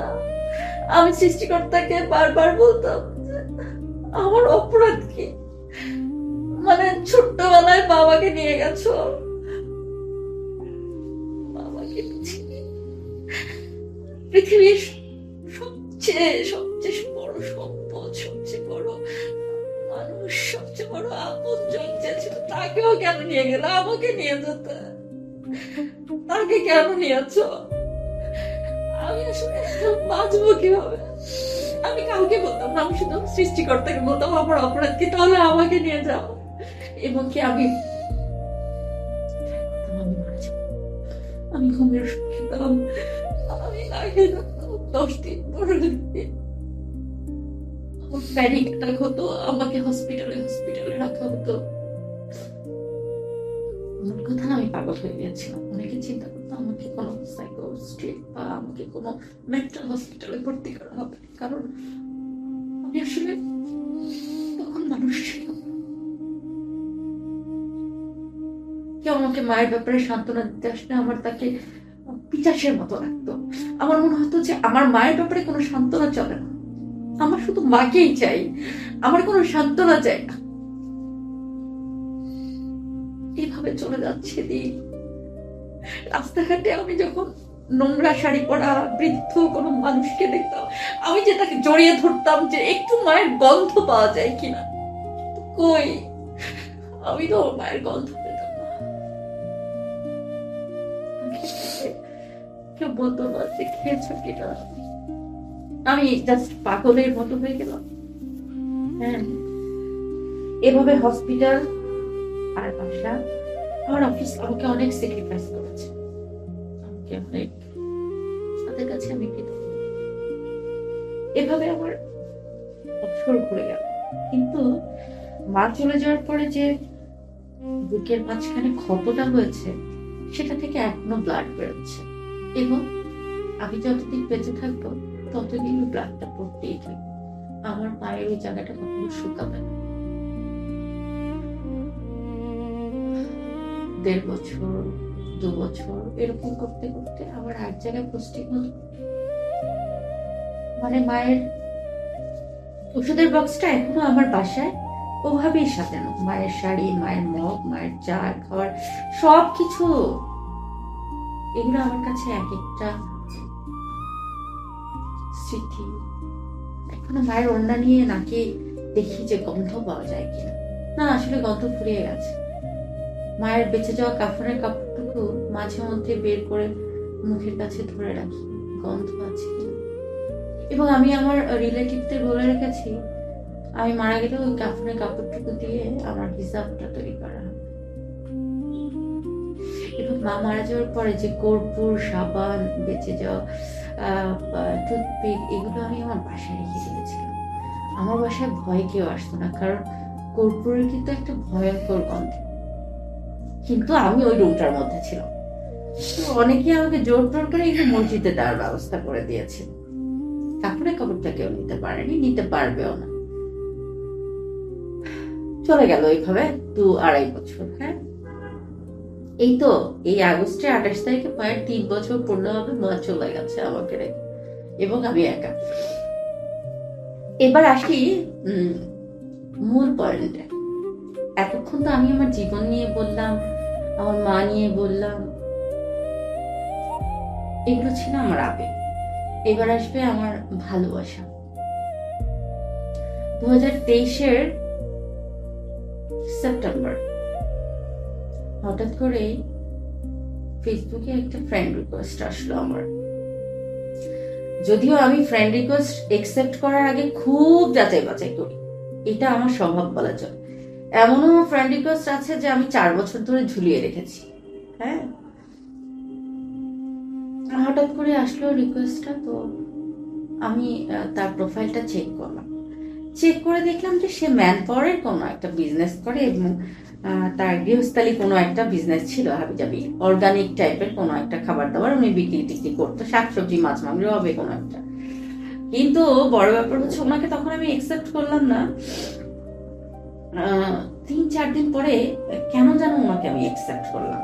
হ্যাঁ, তো একসেপ্ট করার পরে ওনার যে প্রোফাইল ছবিটা ছিল ফেসবুকে, ওটা দেখে আমি এই যে কিছুক্ষণ আগে আপনাকে বলেছিলাম না যে দেখেই ক্রাশ খেতে হবে বা প্রথম দেখাটাই ভালো লাগতে হবে, মানুষটাকে আমি দেখি নাই শুনি নাই, কিন্তু ওনার যে প্রোফাইল পিকটা এবং ওনার হাসিটা, ওটা দেখে আমার মানে কি বলে ওটাকে, ক্রাশ খাওয়া শেষ। হ্যাঁ, ওনার প্রোফাইল পিকের ছবি, হাসিটা। তো একসেপ্ট করার পরে উনি রাতের 4টার দিকে আমাকে এসএমএস দিল, হ্যালো আসসালামু আলাইকুম, কেমন আছেন, আশা করি ভালো আছেন। তো আমি আর সিন করলাম না, আমি এমনি দেখলাম যে সে এটা লিখেছে, আমি সিন করি নাই। তার 2 দিন পরে আমি সিন করে লিখলাম যে ওয়ালাইকুম আসসালাম, ভালো আছি, শেষ। আমি বুঝতে দিলাম না যে আমি আসলে ওনার ছবি দেখে অনেক ভালো আছি। হ্যাঁ, তো তারপরে আবার লিখলো যে কেমন আছে, আমি তারপরে আবার 2-3 দিন পর বললাম ভালো আছি। তো উনি সাথে সাথেই আমি যখন ভালো আছি লিখেছি তখন উনি লাইনে ছিল এবং উনি লিখলো যে আচ্ছা আপনি কি খুব কম কথা বলেন? তখন আমি বললাম না, কম কথা বলি না, লিখলাম। তখন বললো আচ্ছা আমি কি আপনাকে ফোন করতে পারি? আমি বলছি না, আপনি আমাকে ফোন করতে পারেন না, কারণ আপনার সাথে আমার কথা হয়নি, আপনাকে আমি চিনা জানি। তখন উনি বললো আমি এরকম পাবলিক ইউনিভার্সিটি থেকে মাস্টার্স কমপ্লিট করেছি, এখন আমি এই সেই হাবিজাবি বক্কর চক্কর আমি এটা সেটা করতেছি। এখন সে যাই বলুক না কেন তার সবকিছু আমার ভালো লাগে। সে যদি বলে যে আমি মুচিগিরি করি তাহলে মনে হয় আমার ভালো লাগবে, এরকম একটা ব্যাপার। তো এরকম, কিন্তু আমি যে ওনার প্রতি দুর্বল হয়ে গেছি ওনার ছবি দেখে, এটা ওনাকে আর বুঝতে দিচ্ছি না। বাট উনি কিন্তু ট্রাই করতেছে আমার সাথে কথা বলার। তো এরকম হতে হতে একদিন তার সাথে আমার কথা হলো এবং ভয়েসটা একটু ভালো, ভয়েস থাকতো ভালো। উনি বরঞ্চ আমার ভয়েসের খুব প্রশংসা করলেন যে আপনার ভয়েসটা এত মায়া আছে, হ্যাঁ তা, মানে একটা মেয়েকে ইমপ্রেস করার জন্য যা যা লাগে সব বললেন। আচ্ছা ফাইন, আমি তো আগে থেকেই ইমপ্রেস, শুধুমাত্র তার ছবি থেকে। তো তারপরে অক্টোবরের 28 তারিখ আমার জন্ম। অক্টোবরের 28 তারিখে আমার অফিসের একটা প্রোগ্রাম ছিল। তো সে আমাকে ওই টাইমটায় ফোন করলো যে আপনি কোথায়? আমি বললাম তো আমার তো অফিসে একটা প্রোগ্রাম আছে, কেন বলেন তো? বললো যে না এমনি। তার 2 দিন আগে সে কি করলো, সে জেনে গেছে আমার অফিস কোথায়, এটা সেটা। সে 2 দিন আগে এতগুলো ফুল নিয়ে, এতগুলো পিঠা কিনে নিয়ে এসে সে আমার অফিসের গেটে হাজির। অফিসের গেটে তো আসলে কড়া থাকে, কে কোথায় যাচ্ছেন, কেন যাচ্ছেন, কি জন্য যাচ্ছেন, কি রিলেটিভ কিনা আপনি সবকিছু জেনে শুনে তাকে ঢুকতে দেওয়া। তো আমাকে যখন বললো আমি আপনার অফিসের সামনে, আমি কি করবো, হুশ করে ফোনটা বন্ধ করে দিচ্ছি। মোট কথা যে আমি তো ওনার দেখো কি ব্যাপার, উনি বলে আসলো কেন? সে আমাকে হোয়াটসঅ্যাপে ওনার লাইভ লোকেশন দিচ্ছে, ছবি দিচ্ছে যে একদম আমার অফিসের গেটে। আমি আমার ফোনটা জাস্ট বন্ধ করে চুপচাপ বসে আছি। একদম 3 ঘন্টা পরে, হ্যাঁ সত্যি 3 ঘন্টা পরে আমি ফোন খুলেছি। তখন দেখলাম এত এসএমএস কেন, এমন করলেন এবং সিকিউরিটির কাছে সে ফুল আর পিঠা রেখে গেছে। এবং আমি নির্লজ্জের মতো বাসায় আসার সময় ফুল পিঠা নিয়ে এসে চলে এসে বাসায় খাচ্ছিও, কিন্তু আমি ফোন ওপেন করি নাই। তো খাওয়া দাওয়া শেষে আমি অনেক এসএমএস আনতাম। আমি বললাম যে আসলে তখন আমি একটু বিজি ছিলাম, এটা একটা মিথ্যা, আমি আসলে বিজি ছিলাম না, ইচ্ছে করে কাজটা। তারপরে এরকম কথাবার্তা টুকটাক হয়, এর মধ্যে তার প্রতি কিন্তু আমার দুর্বলতা অনেক বেড়ে গেছে। তো 28 অক্টোবর আমাকে উনি ফোন করলো যে আপনি কোথায়? আমি বললাম আমি তো অফিসে। বললো যে আজকে কি কোনো বিশেষ দিন? আমি বললাম না তো, কিসের বিশেষ দিন? বললো না আজকে এটা বিশেষ দিন। আমি বললাম যে এবারটা কিভাবে জানলো আমার বার্থডে এই তারিখে? আমি তো পাবলিশ করা না, তাহলে কিভাবে জানো? সে যে কোনো সূত্রে জেনেছে। আমি আপনার সাথে আমি দেখা করতে চাই। মনে মনে তো আমার ভিতর তো লাড্ডু ফুটতেছে, আল্লাহ সে আমার সাথে দেখা করতে চায়, ফাইন এবার আমি দেখা করবো, পালাবো না এবং ফোনও বন্ধ করবো না। হ্যাঁ, তো বললাম ঠিক আছে, কোথায় দেবো? আপনার ইউনিভার্সিটি। বললো okay fine, you have to done, চলে আসে। তো সেদিন আমি মেরুন কালার একটা শাড়ি পরেছিলাম, উনি একটা তখন শীতকাল, উনি একটা কালো ব্লেজার পরেছিলেন। পেয়েছে না, সোয়েটার পরেছে। তো ওর হাতে দেখলাম বিশাল একটা ফুলের তোড়া, হ্যাঁ, ইভেন অনেকগুলো পিঠা, একটা কেক।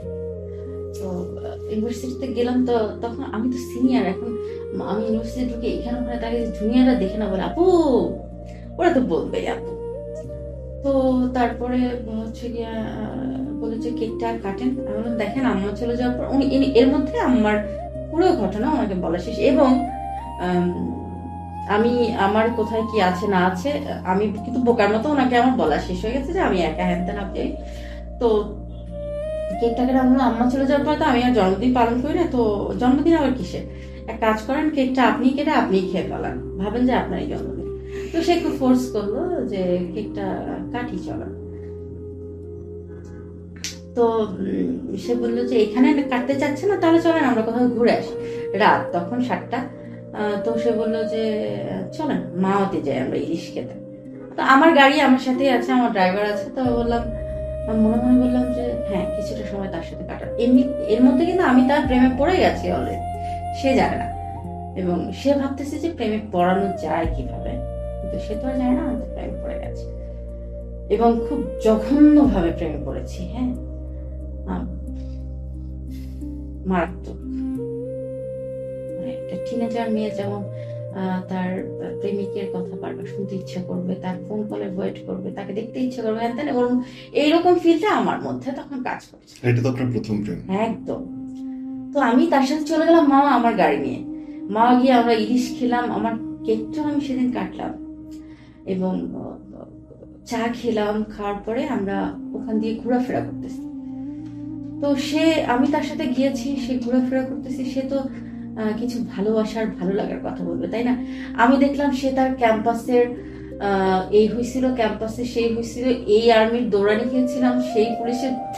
মনে মনে ভাবতেছি কি ব্যাপার, এই লোকটা এখন বাঁচাল কেন? হ্যাঁ, তার সাথে আমি এত দূরে আসলাম, সে কোথায় তার ফ্যামিলির কথা বলবে বা ভালো লাগা কিছু কথা বলবে যেগুলো শুনে আমার ভালো লাগবে। সে কি এগুলো কোন ঐতিহাসিক গল্প আমার সাথে করতে হবে?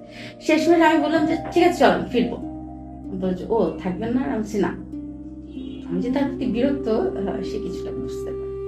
তারপর আমরা 12:30 1টা 1:30টার দিকে রওনা দিলাম মাওয়া থেকে। তো মাওয়া থেকে রওনা দিয়েছে, ভোরবেলা এসে আমি আমার এরিয়াতে পৌঁছালাম। হ্যাঁ, তো তখন আমার বাসায় ঢোকা মানে যে আসলে ম্যাডাম এত রাতে কোত্থেকে আসলো, রাতে কই ছিল, ব্যাপারটা অন্যরকম না। তো আমি ওনাকে বললাম যে এখন আমি কি করবো, আমি তো আসলে 9টা ছাড়া বাসায় ঢুকতেও পারবো না, আমার সিকিউরিটি করবে যে ম্যাডাম প্রশ্ন। তো বললো যে ম্যাডাম এইখানে আমার একটা ফ্রেন্ডের বাসা আছে, আপনি চাইলে ওখানে সকাল পর্যন্ত ওয়েট করতে পারেন। তো আমার মনের মধ্যে ছিল আরে আমি তো এই এরকম একটা পর্যায়ে আছি, হ্যাঁ আমি তার সাথে তার ফ্রেন্ডের বাসায় সময় কাটাতেই পারি, সকালে আমি বাসায় যাবো। আচ্ছা গেলাম।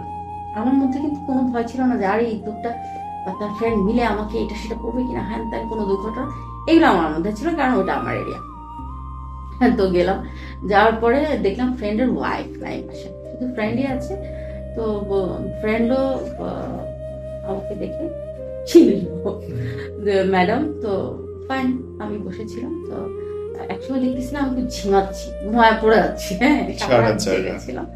তো উনি বললো যে ম্যাম, মানে উনি বললো যে ম্যাম আপনি, তখন আমাকে ম্যাম করে ডাকে, যে আপনি পাশের রুমে একটু রেস্ট করতে পারেন।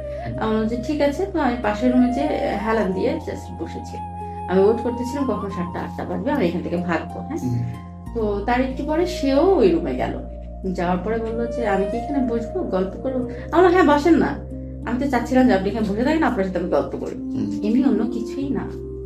তো দেখলাম সেও ঝিমাচ্ছে, এবং ঝিমাতে ঝিমাতে এক পর্যায়ে সে কিন্তু পড়ে যাচ্ছে। এবং আমি তখন বললাম এখানে বালিশ আছে, আপনি শুয়ে থাকেন, আমি বসে আছি। বলছে আপনিও শুয়ে থাকেন, রেস্ট করেন, আমরা তারপরে যাব। তো সেও শুয়ে পড়লো, এবং তার বাম হাতটা এভাবে মেলা ছিল, বাম হাতের এখানে আমি আনফরচুনেটলি শুয়ে পড়েছি, কারণ আমি আর চোখে দেখতেছি আমার মাথাটা ঘুরাচ্ছে। দেন 20 মিনিট কিন্তু আমি ঘুমাচ্ছিলাম। 20 মিনিট পরে দেখলাম তার হাত যেভাবে ছিল সেভাবেই আছে, এবং সে এক বিন্দুও লড়ে নাই, চড়ে নাই, রোবট জাস্ট। তো লাফ দিয়ে উঠলাম, উঠে বললাম সকাল হয়ে গেছে, চলো চলো। তো আমাদের বাসায় চলে যাবে, সে তার বাসায়, আমি আমার বাসায় চলে গেলাম। এরকম করে ভালোবাসা শুরু হলো।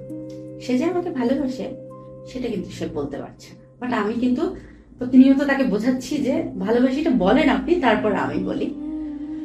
তো এবারটা বলে না, না ওবাটা বলে না, ওবাটা সাংঘাতিক রকমের চাপা। চাপা, হ্যাঁ খুব চাপা। তারপর আম, বলবলিটা হলে কবে? শোনেন, বলাবলিটা সে তো জীবনেও বলবে না। তো একদিন আমি তাকে বললাম, জোর করে বললাম যে আপনাকে ইচ্ছে করতে খুশি একটা চড় মার। তো কেন? বলছি আচ্ছা আপনি কি আমাকে ভালোবাসেন? বলে আমি হুটা কি, ভালোবাসিটা মুখে বলতে পারেন না, ফাইজলামি করেন, আমি যে আপনাকে ভালোবাসি সেটা বোঝেন? বলে সমস্যা কি আপনার? তো বলতেছে আচ্ছা পরে বলি ব্যাপারটা, উত্তরটা পরে বলেন। পরে কি? হ্যাঁ পরেটা কি? আপনি দেখতেছেন এখানে একটা মানুষ অস্থিরতা আপনার জন্য আছে, আপনার মুখে এই শব্দটা শোনার জন্য, আর আপনি পরে হা এগুলো কি, আপনার সমস্যা কি? তো সেদিন সে ফোন রেখে দিল। তারপর 2 দিন আর ফোন দেয় না। আমার তো সেই কান্না, মনে মনে কান্না করি খুব, কারণ মা চলে যাওয়ার পর ওই মানুষটাকে মনে হয়েছে যে আমার সাথে থাকার মতো। তারপরে হচ্ছে গিয়ে ডিসেম্বর, নভেম্বর চলে গেলে এরকম ভুংছাং করতে করতে সে কিন্তু আমাকে ভালোবাসি এখনো বলে না। ডিসেম্বরে আমার মামারা কি করলো, আমার জন্য ছেলে দেখলো, ডক্টর ছেলে, ঢাকায় আসতে বললো। আমি গেলাম। তো মামা বললো যে এরকম এরকম ছেলে দেখেছি, এখন তোকে বিয়েটা করতেই হবে। এখন আমি কি বলবো, মনে মনে ভাবতেছি কি বলবো। এখন যদি বলি এই ছেলের কথা, বলবো যে হ্যাঁ আসতে বললো। তারপরে ম্যান পাওয়ারের বিজনেস করে শুনলে আমাকেও পিটা করবে, তাকেও পিটা করবে। তারপরে আমাকে ছেলেরা দেখলো এবং ডক্টর ছেলে বাড়ি দেখলো, ছেলেরা খুব পছন্দ, বিয়ে আগামীকাল। উঠছুরি তোর বিয়ে? হ্যাঁ উঠছুরি তোর বিয়ে। আমি জানি না, পাড়াপড়শি কেউ জানে না আমার বিয়ে। এখন আমি মামাকে বললাম যে আচ্ছা তাহলে আমি এখন বাসায় যাই, তোমাকে আমি কালকে তো আবার আসতেছি, ঠিক আছে আমার বিয়ে দিয়ে দিও। এই বলে মামা বাড়ি থেকে কাটলাম। কেটে এসে বললাম, সেদিন সে আমাকে ফোন দিচ্ছে, আমি তার ফোন ধরতেছিলাম। মেজাজ খুব খারাপ যে এখন আমার বিয়ে হয়েছে, বাটা তুই মুড়ি কিনে খা, এরকম একটা ব্যাপার স্যাপার। তো সে কি করলো, রাতে অনেকবার ট্রাই করে আমাকে ফোনে পেল। এখন ফোনে পাওয়ার পরে আমার তো সেই কান্না পেয়েছে, আমি তো বহু বল করে কান্না করছি। বললো যে কি হয়েছে আমাকে বলে না। বললাম যে আমার কালকে বিয়ে, আপনি আসেন। বল কি? বললাম হ্যাঁ কালকে আমার বিয়ে, আপনার দাওয়াত। কি বলেন? আমি বলছি হ্যাঁ আমার কালকে বিয়ে। তখন কিন্তু আমরা আপনিতেই আছি, হ্যাঁ আমাদের মধ্যে এতই প্রেম যে আমরা এখনো তুমি বলতে পারলাম না। তাই বললাম এরকম এরকম। তো বললো যে আচ্ছা আপনি কি আমাকে বিয়ে করবেন? সেই বললো ভালোবাসি টালোবাসি যেখানে মনে চায় সেখানে বিয়ে করবেন কিনা। আমি তো এই প্রশ্নটার ইয়েতেই ছিলাম যে সে বলুক কথা বল। হ্যাঁ তা আমি বললাম যে অবশ্যই করবো। এখন? তখন রাত্রে 2:30। বললো যে হ্যাঁ এখন। কাজী বেটাকে কোথায় পাবেন আপনি এখন?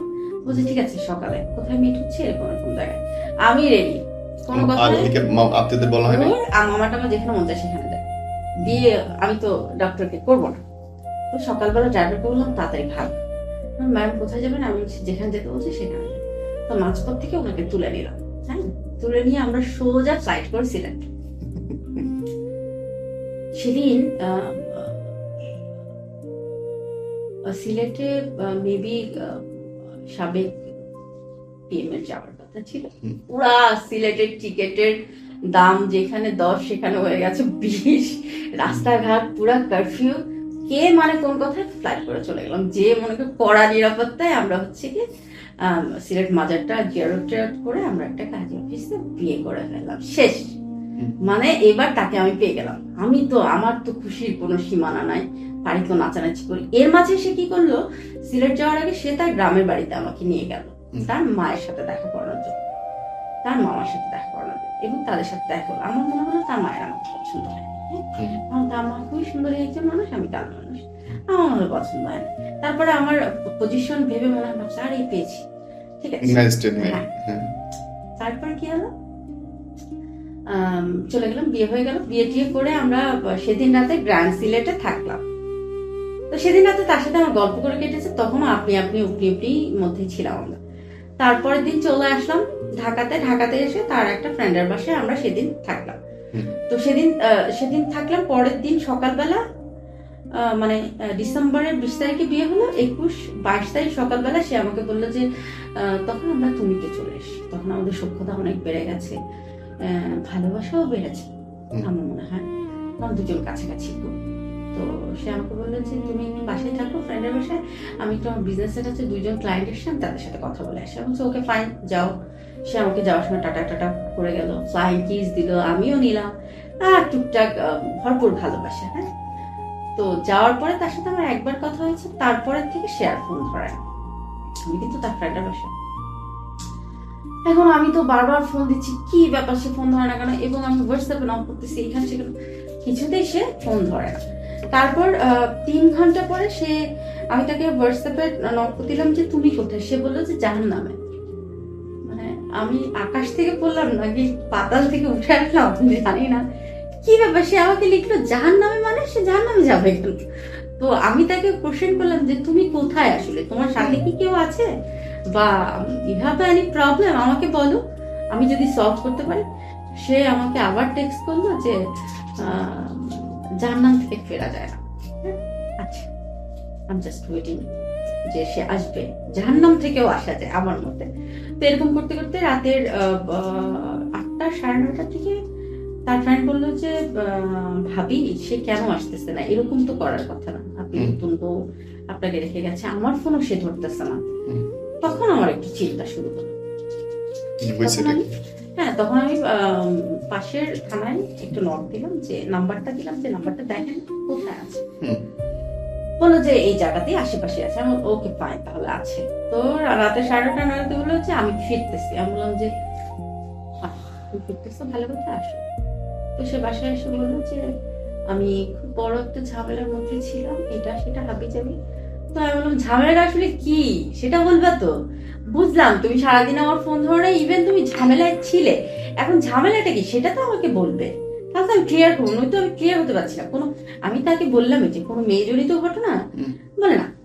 আমি বললাম তাহলে কি ক্লায়েন্টরা কোনো, সে বললো ভিসা টিসা হচ্ছিল না, তো ক্লায়েন্টরা আমাকে নিয়ে একটু মিটিং এ বসছিল, হ্যান ত্যান হাবি যাবি। তো আমি বললাম আচ্ছা ঠিক আছে।